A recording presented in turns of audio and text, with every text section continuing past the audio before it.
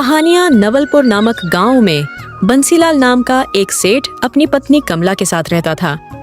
हालांकि उनके पास धन दौलत की कोई कमी नहीं थी, मगर कंजूसी में उसका कोई सानी नहीं था। सुनिए जी, आज मछली खाने का बड़ा मन हो रहा है, आप बाजार से ले आइए ना। पिछले 1 साल से बोल रही हूँ और आप हैं कि बस टरकाए जा रहे हैं। कंजूस सेठ बंसीलाल ने पत्नी को मनाने की बहुत कोशिश की, पर कमला नहीं मानी।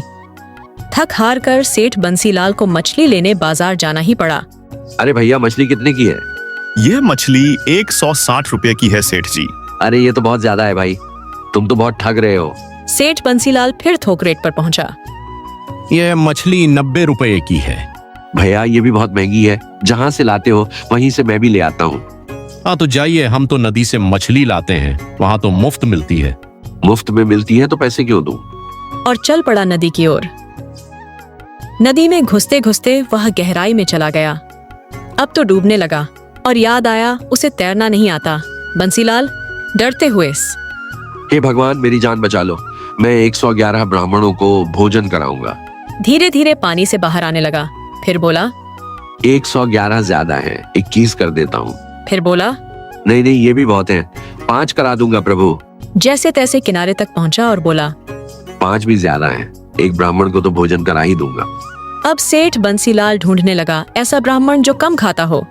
आखिर उसे मिला एक ब्राह्मण पंडित हरिदेव। पंडित जी, मैं आपको भोजन का निमंत्रण देता हूँ। ठीक है सेठ जी, मैं मुश्किल से 2 या 3 पूड़ियाँ ही खाता हूँ, मैं ज्यादा नहीं खाता हूँ। अगली सुबह पंडित नहीं आया। सेठ दुकान चला गया और पत्नी कमला से कह गया, अगर पंडित आए तो भोजन करा देना और 11 रुपए की दक्षिणा दे देना। पंडित जी आए और रोने लगे। क्या हुआ पंडित जी? आपकी सासू माँ जब जिंदा थी तो 600 रुपए देती थी। कमला भावुक हुई और 5000 रुपए दक्षिणा में दे दिए और अच्छे से भोजन भी करवाए। फिर भोजन के बाद पंडित जी रोने लगे।